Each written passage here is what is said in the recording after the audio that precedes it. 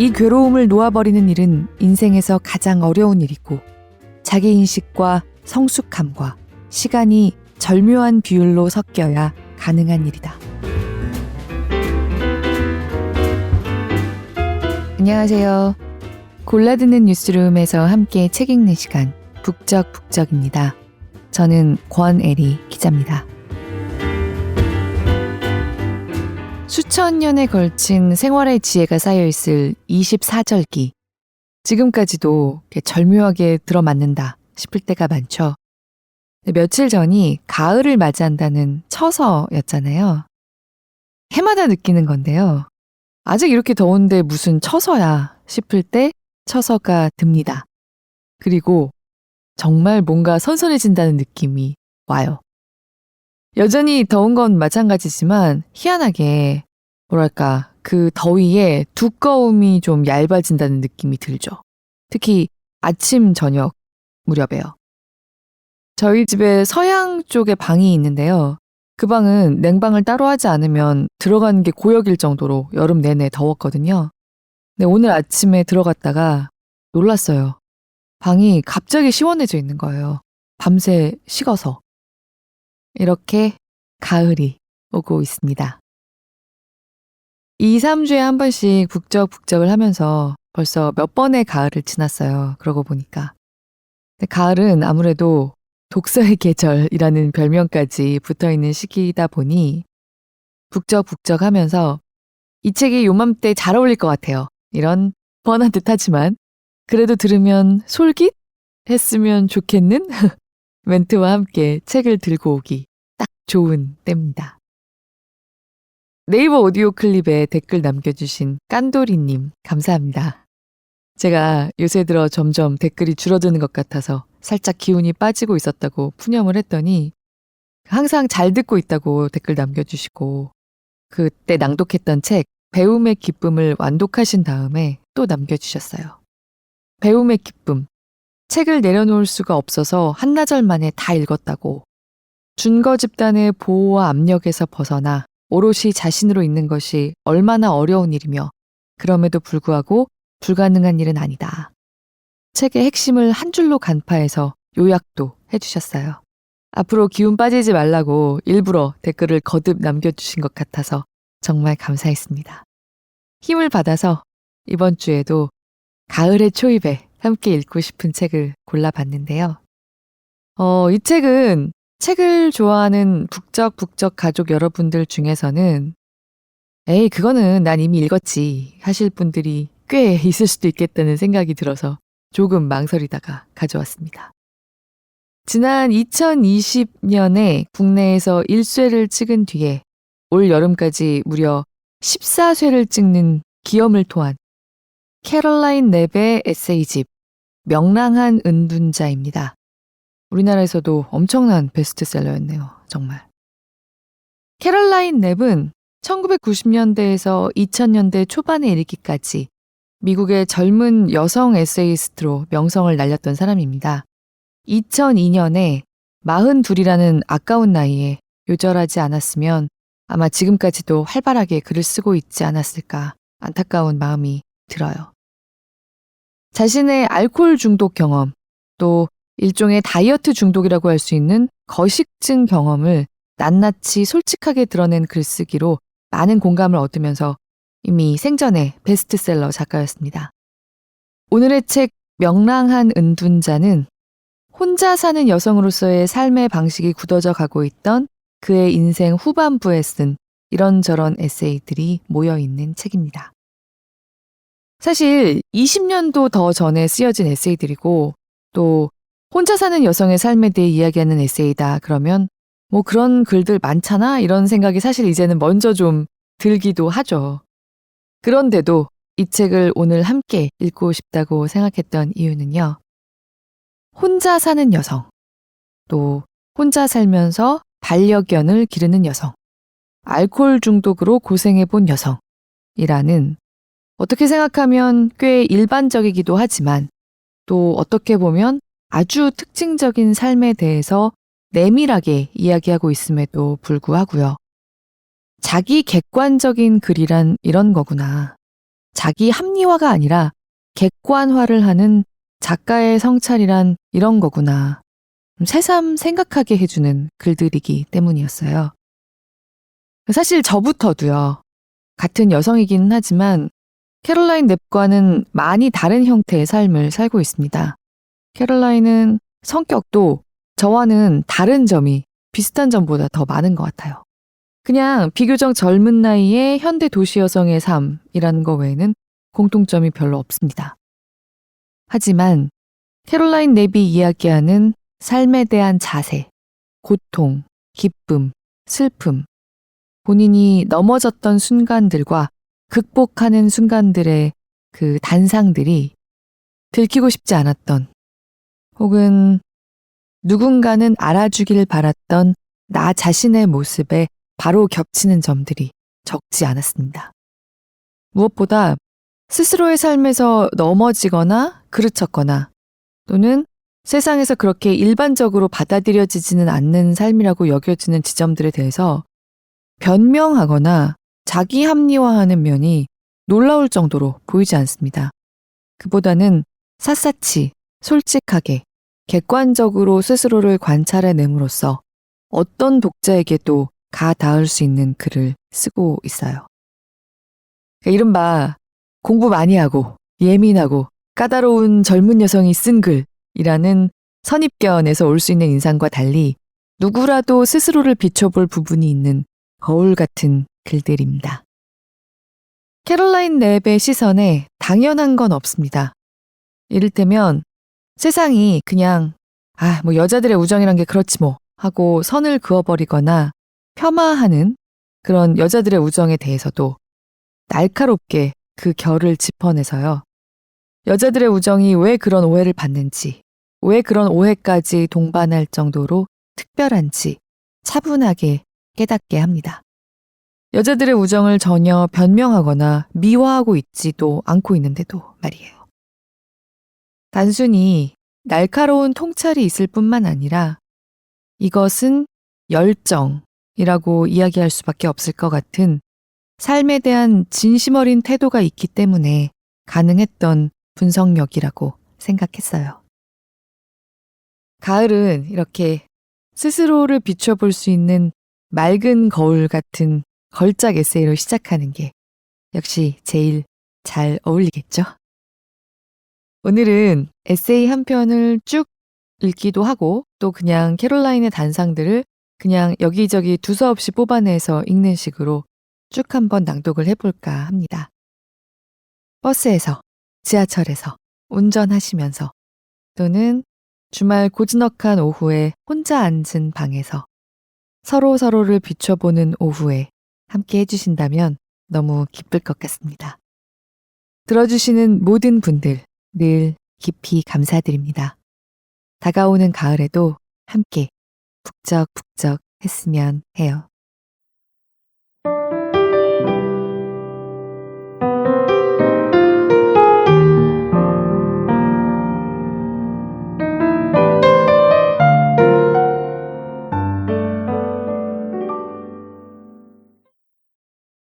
술 없이 살아가는 일은 갈수록 쉬워진다. 그리고 살아가는 일은 갈수록 어려워진다.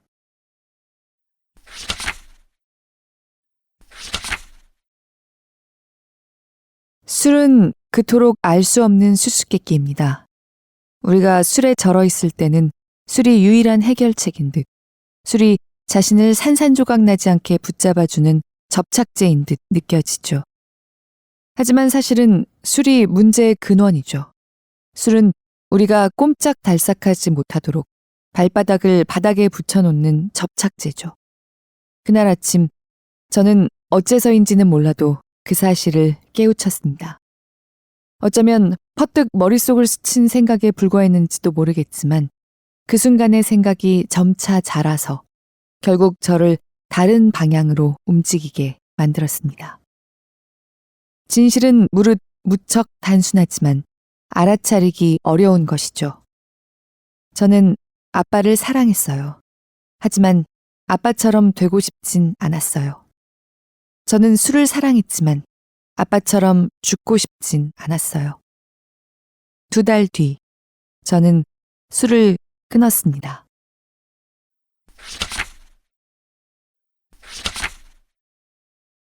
일요일에 깨어서 아무런 계획 없는 휴일이 또 왔다는 생각에 익숙한 불안감을 느껴라. 이럴 때 늘 그랬듯이 우울한 집을 빠져나갈 계획을 궁리하다가 일어나서 집안을 돌아다녀 보고는 사실 여기 있어도 기분이 썩 괜찮다는 것을 깨달아라. 새 물건들 덕분에 집은 더 아늑하고 더 도회적이고 꽤 발랄해 보인다. 심지어 당신이 온종일 혼자 집에 있는 모습도 상상이 된다. 이렇게 놀라울 수가. 집의 개념을 다시 생각해보라. 집 꾸미기는 미학적으로 만족스러운 물건들을 사들이는 일에만 관련된 것이 아니라 그보다 더 모호한 요소들, 즉 외로움을 견뎌보겠다고 마음먹는 일, 고독 속에서 행복하게 지내는 법을 익혀보겠다고 마음먹는 일과도 관련된 것이라고 생각하라. 그렇게 생각하면서 뉴욕타임스 십자말 풀이를 쥐고 편히 앉아서 스스로에게 축하의 순간을 맛보도록 허락하라. 이로써 당신은 보금자리에 한 걸음 더 다가간 것이다.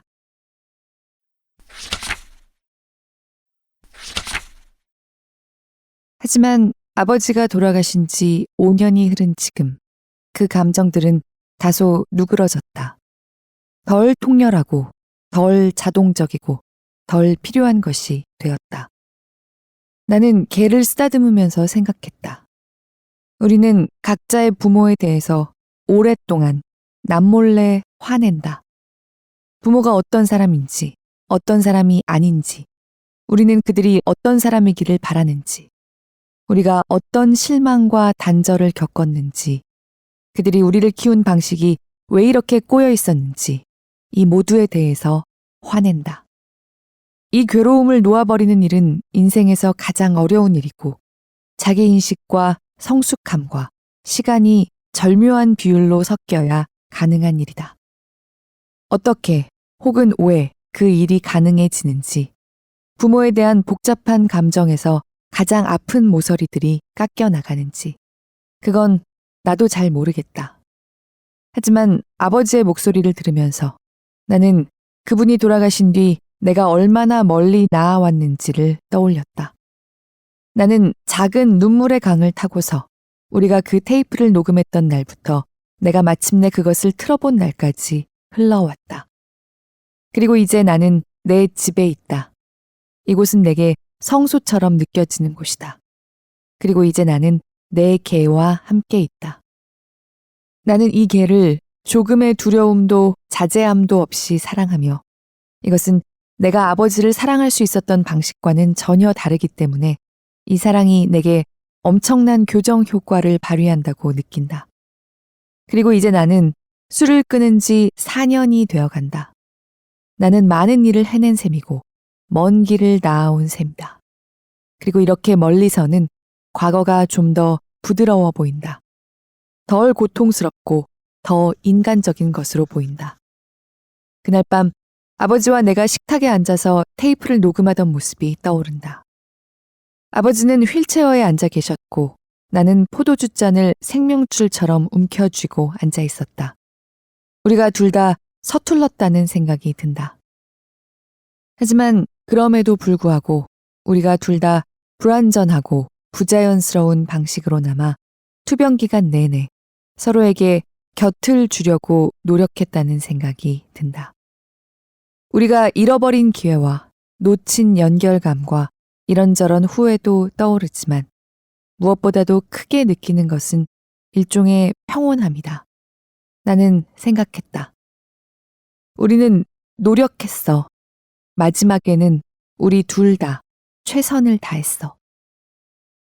이런 감상에는 슬픔이 담겨 있었다. 하지만 그뿐만은 아니었다. 평화도 있었다.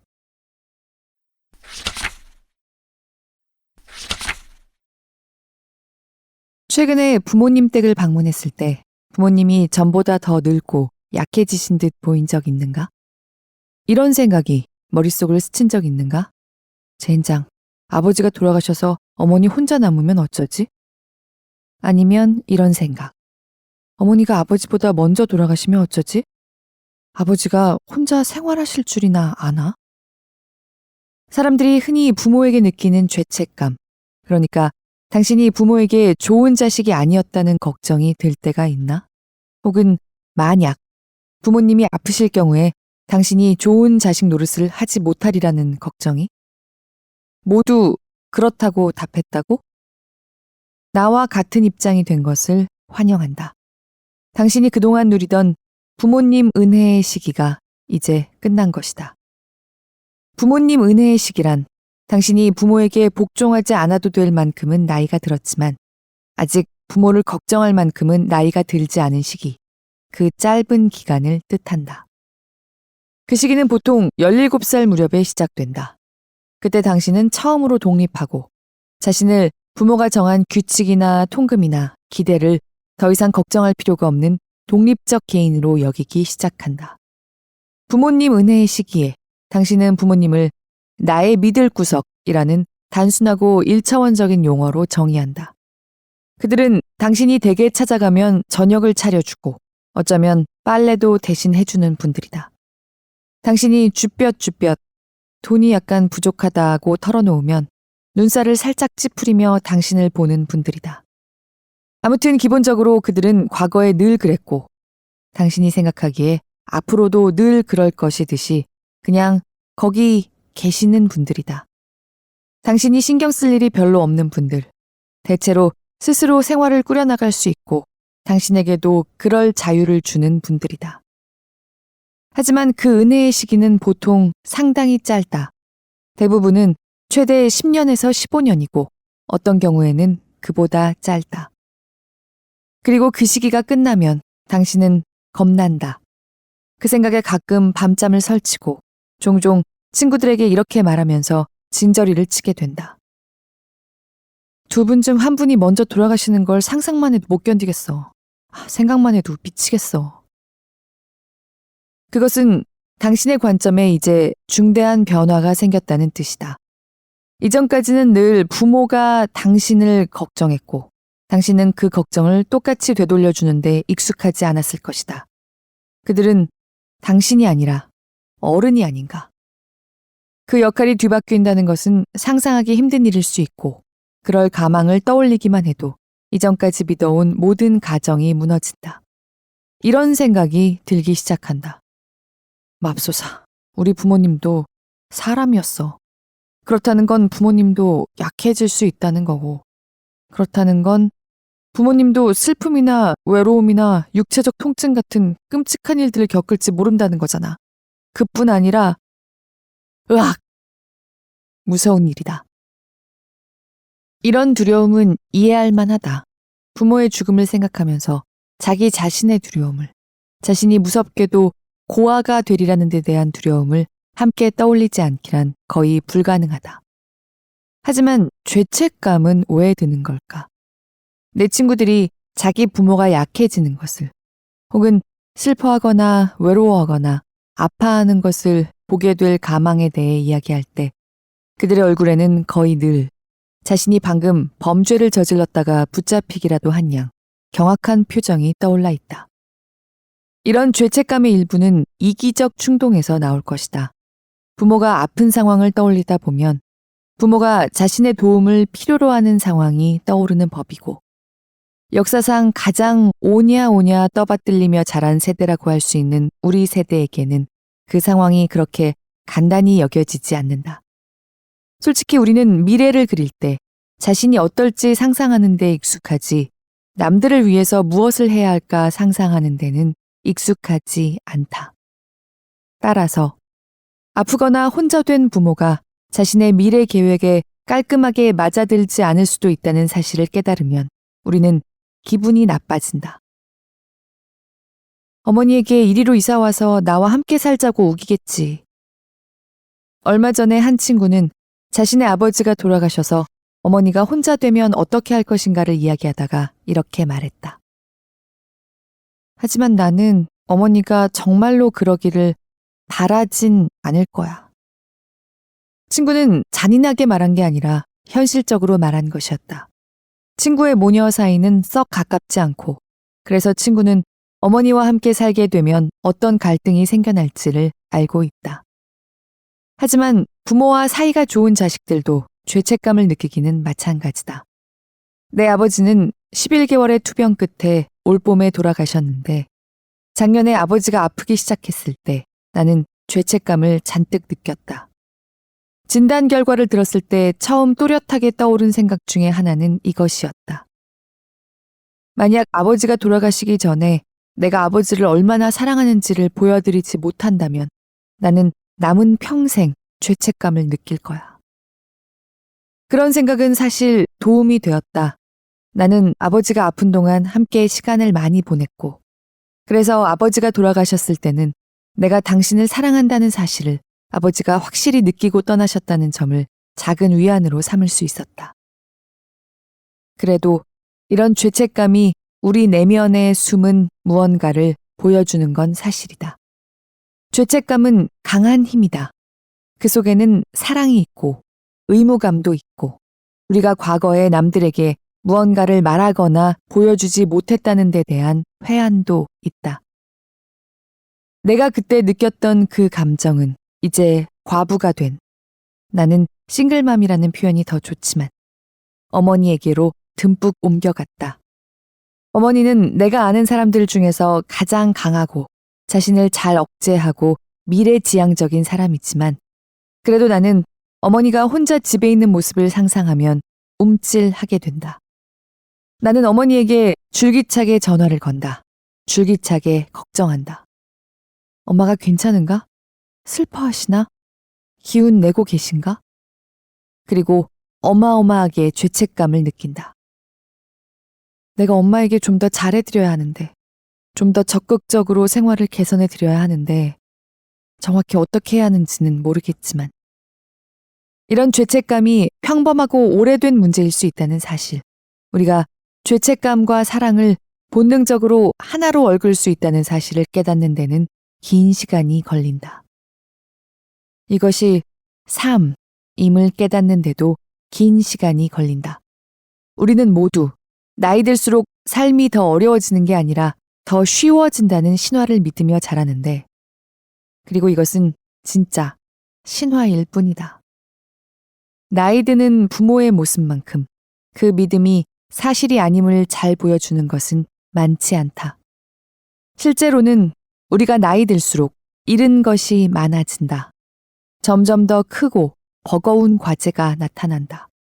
실수를 되돌리기가 점점 더 어려워진다. 부모의 죽음을 생각해보는 일이 겁나는 건 그 때문일지도 모른다. 부모님 은혜의 시기가 끝나면 우리의 순수의 시대 중 후반부의 한 단계도 끝난다. 그분들이 언제까지나 거기 계시진 않을 것이다. 우리 삶이 더 간단해지는 일은 없을 것이다.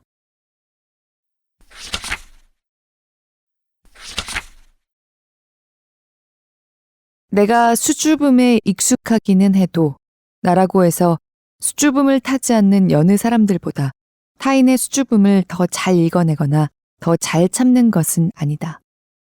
얼마 전 어느 모임에서 나보다 더 숫기 없는 사람과 대화해야 하는 상황에 처했다. 그 젊은 여성은 사교의 자리가 불편해서 몸을 꼬고 있었다. 내가 그에게 질문을 던지면 어떤 일을 하시나요? 어디 사세요? 그는 한참 대답할 말을 찾다가 최대한 짧게 대답하고는 아직 학생이에요.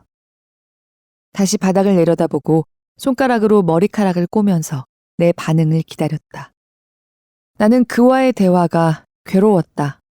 그가 받는 스트레스가 내게도 너무 익숙한 것이기 때문이었지만 그보다 좀 더 복잡한 감정, 짜증이랄까, 심지어 분개심이라고도 할 만한 감정 때문이기도 했다.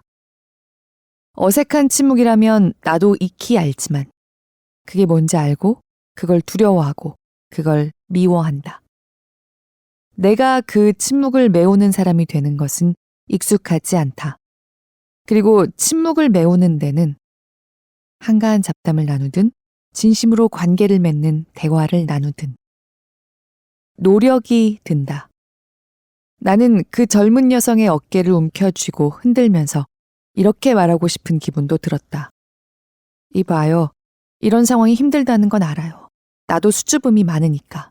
하지만 당신도 내가 이 곤경에서 벗어나도록 도와줘야 해요. 냉혹한 진실인 바. 수줍음을 타는 사람들은 함께 있기가 힘들 수 있다. 스스로 의도한 것은 아니지만 그들은 주변 사람들에게 관계에 활력을 불어넣는 일을 도맡게끔, 관계 맺기에 선행하는 지루한 일을 도맡게끔 만든다. 이 젊은 여성이 아직 몰랐던 사실은 나도 이제야 조금 알게 된 사실인데, 그가 수줍음 탓에 스스로는 남들에게 아무런 영향을 끼치지 못하고 무력한 존재라고 느낄 테지만 실제로는 적잖은 힘을 갖고 있다는 점이다. 그는 남들과 한 방에 있는 것만으로도 그들에게 어떤 감정을 일으킬 능력이 있다. 스스로는 남들에게 주목받지 못하는 존재라고 느끼거나 남들을 두려워하겠지만 그럼에도 불구하고 그들에게 영향을 미친다. 그에게는 또한 선택지가 있다. 입을 열 수도 있고 아니면 침묵을 지킬 수도 있다. 남들에게 자신을 알릴 수도 있고 아니면 닫힌 채로 있을 수도 있다. 관계 맺기에 필요한 일을 얼마간 맡을 수도 있고 아니면 그 일을 타인의 손에 완전히 맡길 수도 있다. 수줍음 많은 사람들을 닥달하고 싶은 건 아니다. 그렇기는커녕 나는 우리 문화가 수줍음에 곧잘 동반되는 예민한 감수성을 인정하고 높이 사는 문화이기를 바란다. 사교적이고 자신만만한 성격에만 지속적으로 보상하는 문화가 아니었으면 하고 바란다. 수줍음 많은 사람들에게 자력으로 구제해야 한다고, 더 노력하라고, 그런 것쯤은 극복하라고 말하고 싶은 것도 아니다. 수줍음을 타는 것, 자신이 과한 자의식에 휘둘리며 그 탓에 제대로 기능하지 못한다고 느끼며 사는 것은 쉬운 일이 아니다. 내 친구 하나는 이것을 만성적 감정 변비 상태라고 그다지 은근하지 않게 표현했다. 수줍음 타는 사람들은 이 사실을 뼈저리게 인식하고 있다. 수줍음이 자신으로부터 많은 기회를 앗아간다는 사실. 수줍음 때문에 파티장에 들어가거나 동료들 앞에서 발표하거나 하는 간단하기 짝이 없는 일들마저 어렵게 느껴진다는 사실을 뼈저리게 알고 있다. 하지만 나는 우리가 수줍음으로부터 개인의 책임에 관하여, 우리가 주변 사람들에게 미치는 영향에 관하여 깨달음을 얻어야 한다고도 생각한다. 지난 여름에 나는 점심마다 개를 데리고 산책하면서 어느 은퇴자 부부가 사는 집을 지나갔다. 헬렌과 프랭크라고 열성적으로 정원을 가꾸는 부부다. 나는 그 집을 지나갈 때마다 그들에게 뭐든지 친근하고 상냥한 말을 건네겠다고 다짐했다. 전통적인 좋은 이웃의 이미지를 좀 드러냄으로써 콧대 높은 속물이라는 평판을 희석하겠다고 다짐했다. 나는 부부가 키운 장미를 칭찬했고 부부가 기르는 고양이들에 대해 물었고 어색한 순간을 이겨내면서 날씨 이야기를 나누었다. 여름이 끝날 무렵에는 일주일간 뉴햄프셔에 갔다가 돌아온 뒤에 그들에게 블루베리 파이를 선물했다. 그들은 차츰 나를 좋아하게 되었다. 얼마 전 프랭크가 우리 집에 찾아와서 언제 자기네 집에서 저녁을 함께 먹자고 초대했다. 대답할 말을 찾느라 뜸들이면서 나는 겉모습과 영향의 문제, 개인의 힘과 선택의 문제를 곱씹었다. 이건 내가 옳은 일을 할 수 있는 기회야. 수줍음의 동굴을 나가서 이웃과 어울리려고 애써볼 기회야 하는 생각이 들었다. 내가 두려워하는 잡담을 나눠야 한다는 사실과 내가 탐내는 유대감을 얻을 수 있다는 사실을 놓고 저울질해 보았다. 내가 평생 불안에 지배당한 채 살아왔다는 사실, 두려움을 안고 사는 것이 삶을 제약한다는 사실, 변화란 어려운 일이라는 사실을 떠올렸다. 나는 심호흡을 했다. 그리고 내 입에서 이런 말이 흘러나왔다. 저야 정말 좋죠. 초대해 주셔서 고맙습니다. 함께 날짜와 시간을 정한 뒤 나는 프랭크에게 안녕히 가시라고 인사하고 문을 닫았다. 내가 용감하고 자신감 있는 사람이 된 기분이었다. 내가 훌륭한 일을 해냈다는 것, 두려움과 고독 대신 위험과 침묵에 표를 던졌다는 것을 나도 알았다. 그리고 약속한 날이 오자 잊지 말길 바란다. 변화는 어렵다. 생물학이 운명이다. 나는 몸을 가눌 수 없을 만큼 심한 독감에 걸려서 몸져 누웠다. 나는 정말 아팠다. 혹은 아픈 척 했을지도 모른다. 요즘 독감이 도나 봐요. 저도 갑자기 걸렸지 뭐예요. 아무튼 그것은 기분 좋은 일이었다. 아주 좋았다.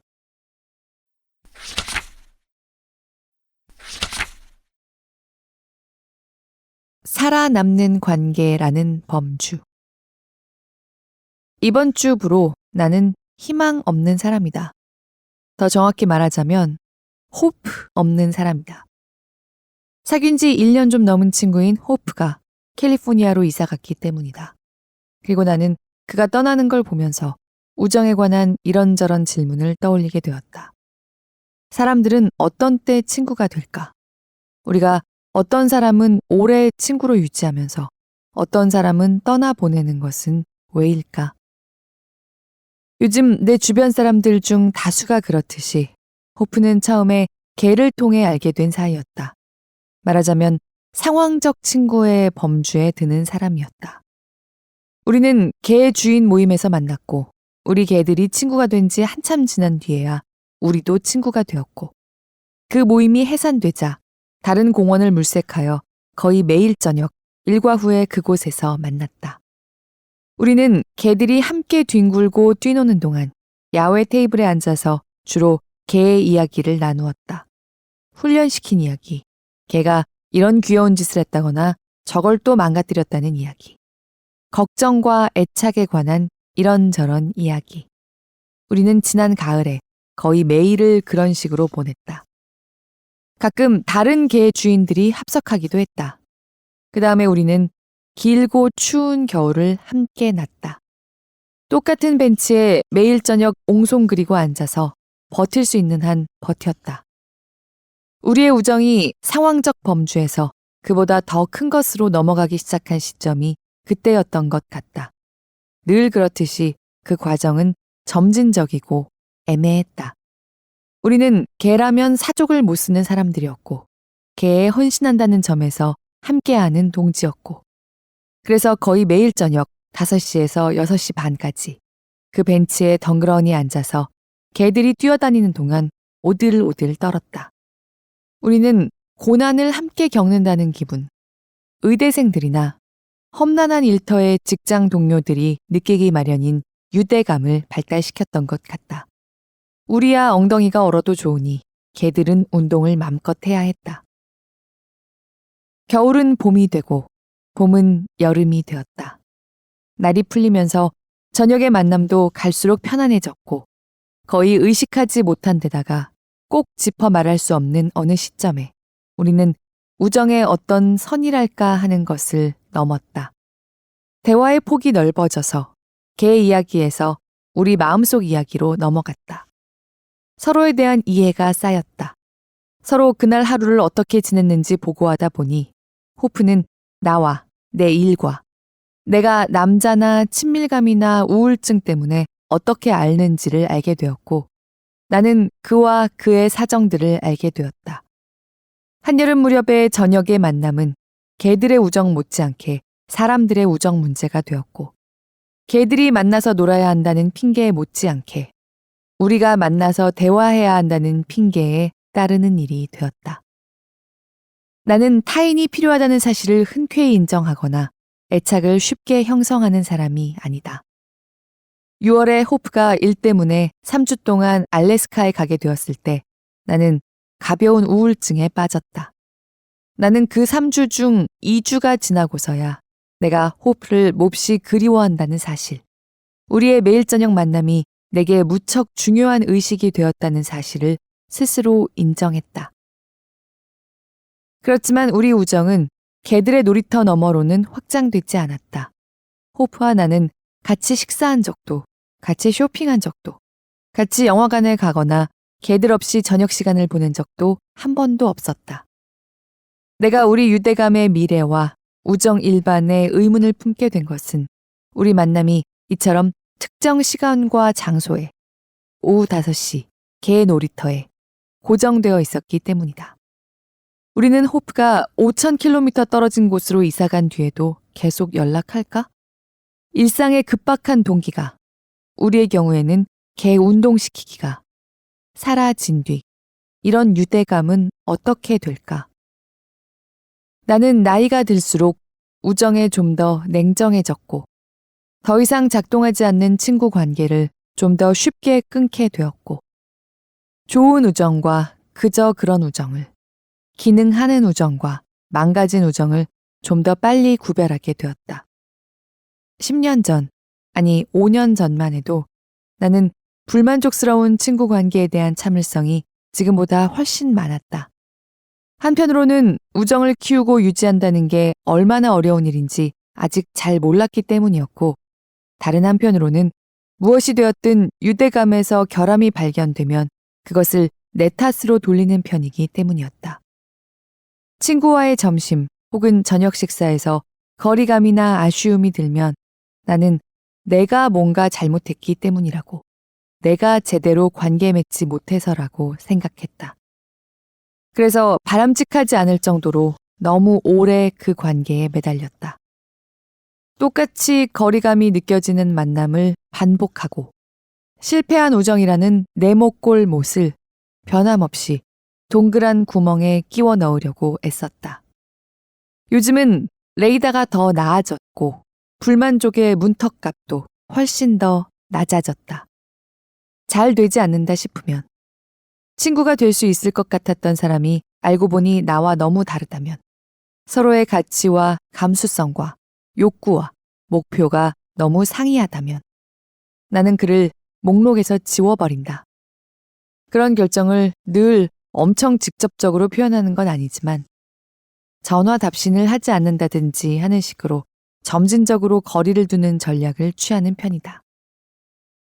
우정에 대한 기준이 예전보다 훨씬 더 명확해졌으며 우정에 대해서 내가 좀 더 시니컬해졌다. 우정은 아주 어려울 수도 있고 아주 덧없을 수도 있다. 영혼의 짝을 찾아내고 그 사람에게 헌신하는 데는, 관계를 성장시키고 어려운 시간을 견디고 필연적인 실망을 극복하는 데는 시간 면에서나 감정 자원 면에서나 적잖은 투자가 든다. 이런 냉소적 시각은 강점인 동시에 약점이다. 내가 왜 호프와의 작별을 진짜 이별처럼 달콤 씁쓸하고 감상적인 기분으로 바라보는지도 이 사실로 설명된다. 이미 겪어본 일이니까. 오래된 친구들과 동료들이 계속 연락하자는 진심 어린 약속과 함께 내 세계에서 빠져나간 뒤에 좋은 의도에도 불구하고 결국 유대감이 서서히 희미해지는 걸 겪어봤으니까. 편지 써. 전화할게. 놀러와야 해. 사람들은 이렇게 말하고 이런 말이 진심일 때도 많지만 시간이 흐르고 바쁜 일상에 잠식되면 우리는 편지를 쓰지 않고 전화를 걸지 않고 방문을 계획하지 않는다. 호프와 내가 이메일은 가끔 주고받을 것 같다. 전화도 한두 번 걸지 모른다. 하지만 그가 대륙 건너편에 내려서 삶에 정착하면 우리는 사실상 헤어질 것이다. 이렇게 생각하는 내 마음이 상당히 슬프긴 해도 이것이 꼭 나쁜 일만은 아니다. 친구 관계에 작별을 고할 때를 아는 것은 계속 이어갈 때를 아는 것 못지않게 중요한 일이다. 나는 호프를 한때 잘 작동했던 관계, 저만의 장소와 시간 안에서는 아주 아름답게 작동했던 관계라는 작지만 소중한 범주로 분류하게 될 것 같다. 한 줌의 옛 직장 동료들도 이 범주에 속한다. 직장이라는 전쟁터에서 어깨를 곁고 싸웠던 사람들, 내가 존경하고 동경했던 사람들. 하지만 우리가 모두 전쟁터를 떠나고 나서는 관계가 끊어진 사람들. 재활원에서 만났던 친구들도 마찬가지다. 그들과 내가 공유했던 경험은 너무나 독특하고 특정 맥락에 좌우되는 것이었기에 그 유대감은 우리가 병원에서 걸어 나오기가 무섭게 거의 즉시 사라졌다.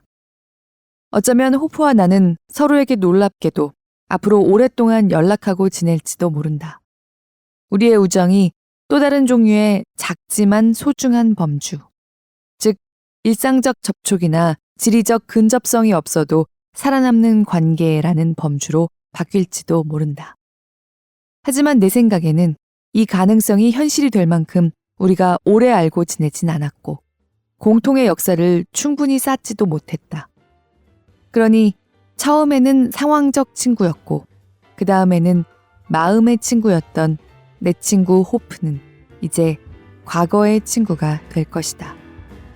훗날에도 내가 순수한 애정으로 똑똑히 기억할 친구가.